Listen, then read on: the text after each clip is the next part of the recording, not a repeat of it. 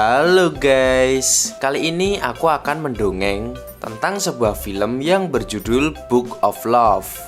Jadi film ini adalah lanjutan dari Finding Mr. Right yang kemarin ku review dan ku beri judul Sultan Kaya Raya Jatuh Miskin Demi Mencari Duda. Masih disutradarai oleh Su Xiaolu, film ini berhasil meraih kesuksesan dan membuat penontonnya baper mabuk kepayang. Penasaran kan sama alur ceritanya? Mari melebur ke alurnya. Film ini menceritakan sebuah kisah tentang takdir dan pertemuan tak terduga melintasi tiga benua yang berbeda. Di awal film, kita disajikan dengan seorang wanita tangguh yang naik motor melawan sekumpulan penjahat. Sekilas tampak seperti adegan-adegan action. Ada adegan jotos-jotosannya juga. Tapi ini bukan film action ya. Ternyata itu semua adalah mimpi dari wanita muda yang sedang diteriaki ibu kosnya karena telat membayar kos selama 2 bulan. Dengan semangat, ibu kos melempari semua barang-barangnya dari lantai atas dan mengusirnya. Inilah Jiaoye, si tokoh utama yang bekerja sebagai seorang pendamping kasino di kota Makau. Kesehariannya ia bekerja menemani para pelanggan saat mereka berjudi, dan penghasilannya berasal dari uang tip yang pelanggan berikan. Ayah Jia adalah seorang penjudi. Di masa kecil, ia dibawa ke kota Makau dari kota asalnya yaitu Tiongkok. Namun sayang, ayahnya meninggal dan menyisakan hutang sangat banyak yang kini harus ia tanggung. Seperti biasa, dia berdandan rapi dan cantik untuk mendampingi pelanggan. Dia juga hafal dengan tiap-tiap pelanggan, mana yang penjudi kelas kakap atau yang hanya gegayaan saja. Hari itu, ia menemani seorang pengusaha kaya bernama Tuan Deng. Sepertinya hoki baru berpihak padanya, dan Tuan Deng pun memenangkan judi. Dari tatapannya, sepertinya Tuan Deng mulai tertarik pada Jia. Bakat judi ayahnya seperti menurun ke Jia. Ia kerap menang dan hasil uangnya untuk membayar sisa hutang almarhum ayahnya. Karena ia diusir dari kos-kosan lamanya, kini ia menginap di rumah ibu tirinya yang bernama Buling. Buling juga bekerja sebagai pembagi kartu kasino. Sekalipun sudah cerai mati dengan ayahnya, Buling sangat baik dan bersedia menampungnya. Mari kita kenalan dengan tokoh kedua, yaitu Daniel Luo. Pekerjaannya adalah seorang broker properti di Los Angeles yang hidup sukses secara finansial. Pokoknya jualan rumahnya laris manis dan memiliki banyak klien.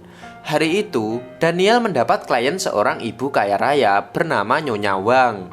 Nyonya Wang memiliki anak tunggal bernama Charlie yang pendiam dan selalu memakai headphone. Ibu itu sepertinya sedang mencari rumah yang akses jalannya dekat dengan sekolah-sekolah favorit di kota Los Angeles. Saat sedang survei rumah, ternyata malah Daniel yang naksir dengan rumah itu dan ingin membelinya. Halamannya sangat luas dan otak bisnisnya mengatakan jika rumah itu dirobohkan dan dibangun 2 rumah, keuntungannya akan berlipat ganda. Ia lalu bilang pada kliennya, jika rumah itu rapuh dan tua dan dinding keropos karena rayap, ia ingin agar buang tak jadi membeli rumah itu.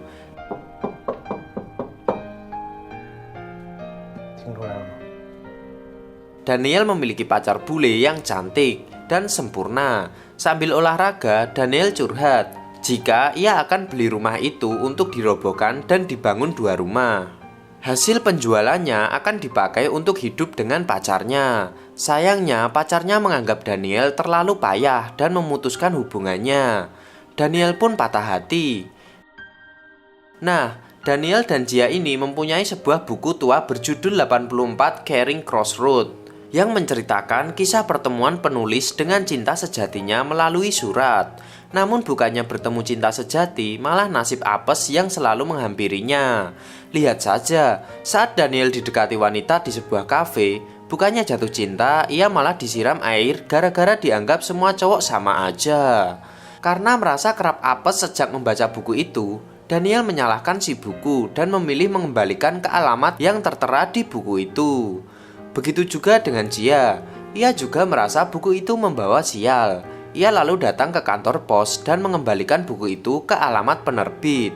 Tanpa mereka ketahui, Pemilik penerbit buku bernama Mr. Thomas iseng menjodohkan mereka dengan cara mengirimkan surat-surat dari Jia ke Daniel. Jadi Pak Thomas ini seperti perantara atau mak comblang gitu deh pokoknya. Hari itu rumah kasino sedang rame. Tampak di satu meja sedang berkumpul orang-orang karena ada yang punya hoki bagus dan banyak memenangkan judi. Ternyata pria itu adalah Seng Yi, teman kampus Jia dulu yang jago matematika. Jadi ia banyak memenangkan judi karena menggunakan kecerdasan hitungan matematikanya. Cerdas sekali lah pokoknya, jenius. 每次选择都是经过数理统计的精算结果，要考虑随机变量和概率分布。 Sebenarnya dia sangat kesulitan dalam hal uang. Ya karena untuk melunasi hutang-hutang ayahnya. Pagi itu ia pinjam ke bank pelecet 1 juta dolar agar bisa berjudi. Ia berharap akan hoki malam itu. Uang 1 juta itu ia pinjamkan pada temannya si Seng dan berharap bisa menang nanti malam. Dia sudah berdoa sejak pagi dan optimis 100% akan menang. Mari kita kembali ke Daniel yang mendatangi pemilik rumah yang akan ia beli. Ternyata pemiliknya adalah kakek nenek yang hanya tinggal berdua saja. Namun sambutan kakek seperti waspada dengan Daniel. Dengan sabar, Daniel mengenalkan diri dan menunjukkan semua prestasinya dalam bidang properti. Usai melobi sepasang kakek dan nenek itu, ia kembali ke kantor dan menemukan sebuah kiriman buku versi bahasa Mandarin dan surat dari Jia. Tapi surat itu tak ada alamat yang tertara. Hanya bertuliskan pergilah jauh-jauh buku ini. Tibalah saatnya bagi Jia dan kawan-kawan untuk berjudi. Sayangnya keberuntungan lagi-lagi tak berpihak padanya. Seng terus-terusan kalah dan uang 1 juta dolar melayang sia-sia. Ya namanya juga judi. Mau dilihat dari sudut manapun tetap merugikan. Usai judi mereka saling menyalahkan satu sama lain. Saking bingungnya, Jia ngide untuk berutang lagi esok hari. Namun Seng dan kawan-kawannya keberatan jika harus membantu bertanggung jawab mengembalikan. Jia pun kecewa dan memilih pergi meninggalkannya. Dengan perasaan campur aduk, ia menangis sepanjang perjalanan pulang. Sampai di rumah, Ibu Ling langsung tahu jika wajah Jia pucat pasti ia telah kalah berjudi. Saat ia di kamarnya, ia kaget jika buku yang ia kirimkan beberapa waktu lalu telah kembali dengan versi penerjemah bahasa Inggris. Dan terselip surat dari Daniel di sana yang isinya marah-marah. 您还是回老家去吧，别留在世上祸害人。 不以滚床单为目的的搭讪都是耍流氓。 Disinilah kisah ini dimulai. Jia pun membalas surat itu dengan makian juga, dengan tulisan yang jelek dan berantakan. Setelah surat itu sampai ke Daniel, mereka pun balas-membalas yang intinya adalah berantem. Saat tengah menulis surat, teman Daniel menyarankan agar rumah yang akan dibelinya tak perlu diubah apapun karena sangat klasik dan bagus. Namun Daniel tetap ingin merobohkannya. Selang beberapa saat, telepon berbunyi dari nenek. Ternyata mereka baru saja kecelakaan. Si kakek sudah mulai lupa cara menyetir hingga mobil menabrak dinding rumahnya. Di dalam rumah, nenek terus menangis karena mereka tak punya asuransi untuk memperbaiki rumahnya. Kakek pun berencana menunda menjual rumah dan ingin memperbaikinya dulu. Daniel menawarkan diri untuk membelinya, namun kakek menolak karena Daniel belum menikah. Rumah itu sangat cocok jika ditempati oleh sebuah keluarga. Adegan dilanjutkan saat Daniel membantu kakek menerjemahkan surat yang akan dikirim ke cucunya di NASA. Disinilah kakek mulai akrab dengan Daniel. 你还知道这个？你上不是说你14岁就到美国来了吗？ Malam harinya, Daniel menulis surat balasan lagi untuk Jia. Dari yang awalnya berantem, kini berubah menjadi diskusi banyak hal. Tentang keberuntungan, tentang kehidupan, dan juga cinta. Jia menebak Daniel adalah seorang profesor yang membosankan karena bahasanya yang formal dan tulisannya yang rapi. Daniel juga mengiyakan. Di surat itu, ia berlagak seperti profesor cerdas yang mengajar para mahasiswa. Mereka pun mulai membayangkan seperti apa wujud masing-masing. Di bayangan Jia, Daniel adalah pria bertopi dan kacamata, pakai jas formal dan selalu membawa buku kemana-mana. Sedangkan di mata Daniel, Jia adalah gadis muda polos berambut pendek dan cupu. Mari kita kembali ke realita. Ditagih hutang adalah makanan Jia sehari-hari. Bahkan ia sampai dibuntuti ketika berangkat kerja. Ditungguin pula. Jia meminta untuk diberi kelonggaran waktu karena ia sedang benar-benar tak punya uang saat itu. Hari itu, Daniel menemani kakek ujian SIM pasca kecelakaan. Walaupun sudah dijelaskan panjang lebar oleh Daniel, kakek tetap merasa bingung. Alhasil baru saja mulai tes mengemudi, kakek menginjak gas terlalu kencang dan membuat petugas marah-marah. Ternyata kakek ini tak bisa bahasa Inggris, jadi sulit memahami instruksi. Daniel pun berusaha menenangkan petugas yang marah-marah dan tak meloloskan ujian SIM-nya. Sedangkan nenek hanya tertawa saja melihat tingkah suaminya itu. Saat akan mengantarkan mereka pulang, barulah diketahui jika selama ini kakek dan nenek tak punya surat nikah. Sedangkan itu sangat penting untuk melengkapi dokumen penjualan tanah. Daniel pun mulai mengatur strategi agar kakek dan nenek punya surat nikah. Sekalipun Daniel memiliki karir yang bagus, namun tidak dalam hal cinta. Baru saja ia punya pacar baru lagi, pacarnya minta putus karena sudah dilamar oleh orang lain. Daniel pun patah hati. Di tengah rasa sedihnya, ia curhat pada Jia lewat suratnya. Baginya cinta hanyalah ilusi saja. Jia merasa hidupnya tak pernah tenang gara-gara hutang ayahnya. Bahkan saat dia pulang kerja, harus bersembunyi-sembunyi karena dikejar para penagih hutang. Tuan Deng si pengusaha kaya memintanya ditemani bermain judi di rumah kasino. Dan sengaja memintanya mengantarkan jaket ke kamar hotelnya. Jia langsung tahu ada maksud tersembunyi di balik ajakan itu. Semacam ajakan untuk berkencan gitulah pokoknya. Saat berada di kamar, ternyata Tuan Deng sudah menyiapkan uang dan perhiasan untuknya. Namun Jia tak mau mengambilnya. Hatinya berkecamuk, padahal sebenarnya ia sedang sangat membutuhkan uang saat itu. Ia jadi teringat isi surat dari Daniel, jika keputusan sesaat dapat berakibat buruk ke depannya. Namun ia menyangkalnya dan tetap menemui Tuan Deng. Ternyata Tuan Deng meminta ditemani perjalanan bisnis ke Las Vegas. Jia pun menolak karena tahu itu bukanlah hal yang benar. Saat ia pulang ke rumah Ibu Ling, Jia kaget melihat ada 3 anak dari penagih hutang sedang berantakin rumahnya. Jadi 3 anak itu sengaja disuruh untuk menagih hutang. Jelas saja Jia kesal. Ditambah ia merasa bersalah dan tak tega dengan Ibu Ling yang memiliki trauma terhadap para rentenir. Jia pun tak ada pilihan lagi selain menerima ajakan Tuan Deng ke Las Vegas. Hatinya sedih dan berkecamuk. Hanya berkirim surat dengan Daniela yang mampu menghiburnya. Dalam surat itu, ia mampu menjadi diri sendiri. Di saat yang sama, ternyata Daniel juga sedang mengajak kliennya bersenang-senang ke Las Vegas. Mereka melihat pawai, menonton pertunjukan, dan bermain game. Sedangkan di meja lain juga ada Jia dan Tuan Deng yang sedang bermain game. Di sini Tuan Deng mulai berani memeluk dan mencium Jia. Malam harinya, Jia dan Tuan Deng ke hotel mewah. Ternyata Tuan Deng adalah orang yang baik dan tak menganggap remeh Jia. Bagi Tuan Deng, Jia adalah wanita kuat dan tegar. Disitulah Jia cerita seluruh perjalanan hidupnya yang menyedihkan. Tuan Deng juga menjadi pendengar yang baik. Jia merasa mulai jatuh cinta dengan Tuan Deng.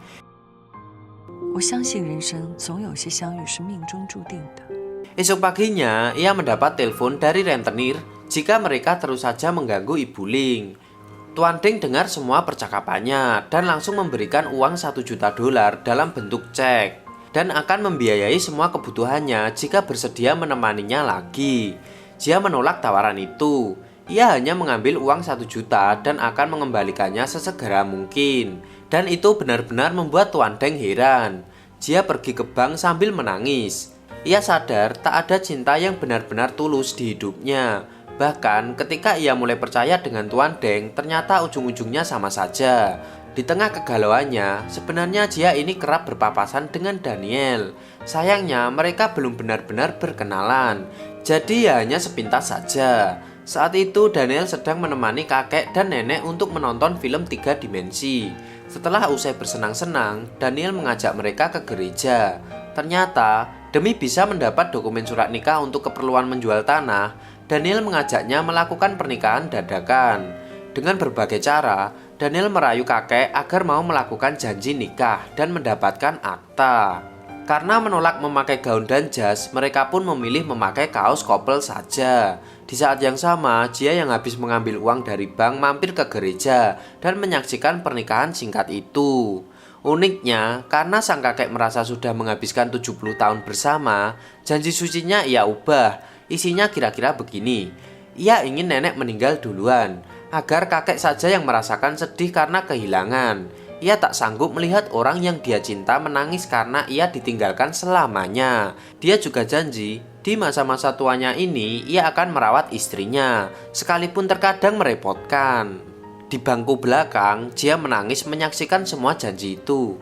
Disitulah Jia sadar, meninggal bukanlah hal yang harus ditakuti, seperti kisah kakek dan nenek tadi.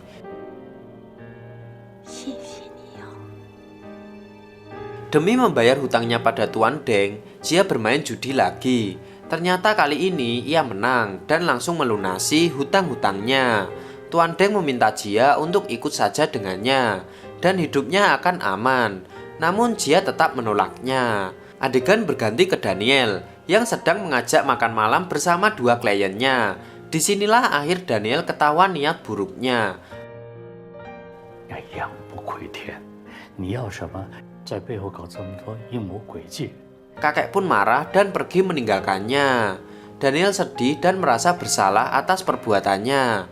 Ia curhat pada Jia jika hidupnya sedang kacau dan kerap menyakiti orang lain. Sedangkan Jia juga curhat jika justru dialah yang selalu disakiti orang-orang di sekelilingnya. Namun bagi Jia, Daniel adalah orang yang baik, mau menemani hari-harinya selama hampir 1 tahun berkirim surat. Daniel mulai benar-benar penasaran dan ingin kenal Jia lebih dalam. Ia juga ingin mengajaknya bertemu di persimpangan Kering 84. Namun Jia tak mau menyebutkan identitasnya. Ia hanya ingin dipanggil dengan inisial si udang kecil. Hari berikutnya, ternyata kesehatan kakek mulai menurun dan harus dibawa ke rumah sakit. Daniel berusaha menjenguknya, namun kakek menolak. 我进去看看爷爷吧。 爷爷挺好的。 Sedangkan klien satunya yaitu Nyonya Wang meminta Daniel menemani kemah anak tunggalnya yang bernama Charlie. Ibunya sampai bingung menghadapi Charlie yang ogah-ogahan belajar dan selalu marah dengan ibunya. Saat kemah barulah terungkap jika selama ini Charlie kecewa dengan ibunya yang memaksa pindah ke Amerika demi pendidikannya. Padahal ia hanya ingin tinggal di Cina dan merindukan teman-teman lamanya. Hari pun berganti. Saat Jia akan pulang dari bekerja, tak sengaja ia bertemu seorang pria yang membaca buku Persimpangan Kering 84. Mereka pun berkenalan dan ngobrol panjang lebar. Karena merasa cocok, mereka pun mulai menaruh perasaan satu sama lain. Jia masih berusaha mengirimi surat ke Daniel dan membayangkan jika pria yang ia temui adalah Daniel. Kehidupan Daniel berjalan seperti biasanya. Saat ia bertemu dengan Nyonya Wang, Daniel menyarankan agar mereka berlibur ke Cina, agar anak-anaknya dapat melepas rindu dengan teman-temannya. Sejak itulah hubungan Nyonya Wang dan anaknya akur kembali. Daniel mulai merasa hidupnya lebih berguna dengan membantu orang lain. Sayangnya, lagi-lagi Jia apes dalam hal cinta. Ternyata pria yang sedang dekat dengannya adalah suami orang, dan hubungan mereka pun kandas. Dalam suratnya, Jia benar-benar putus asa dengan cinta. Dia merasa sendirian dan tak punya keluarga. Justru satu-satunya orang yang paling mengerti adalah Daniel. Esok harinya, Daniel meminta nenek memberi kejutan untuk kakek dengan cara memutar video cucunya yang bekerja di NASA. Kakek pun terharu bahagia. Sayangnya, pagi harinya kakek meninggal dunia. Daniel ikut dalam prosesi kremasi dan menemani nenek membuang abunya di danau, yaitu tempat pertama kali kakek dan nenek jatuh cinta. Nenek juga menjual rumah itu pada Daniel dengan harga sangat murah, asalkan bangunannya tidak dirobohkan. Namun sejak saat itu komunikasinya dengan Jia terputus. Ia sudah berusaha mengirimi banyak surat, namun tak pernah ada balasan.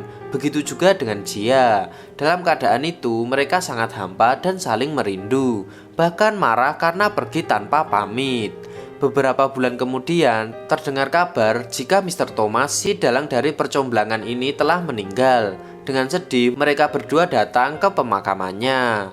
Di atas peti, mereka meninggalkan ucapan terakhirnya. Tak sengaja, Daniel melihat kertas kecil berinisial si udang kecil. Ia langsung sadar jika wanita yang selama ini ia cari berada di situ. Namun karena tak tahu, ia pun kembali ke persimpangan Kering 84. Di saat yang sama, Jia juga sedang berada di sana dan bingung akan mengirim surat kemana. Ia lalu bertanya pada Daniel, Daniel langsung mengenali tulisan itu. Disinilah.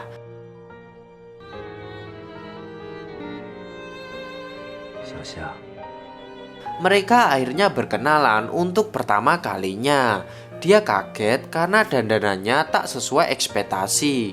Sejak itu mereka pun menghabiskan hari-hari bersama-sama. Dan film pun tamat.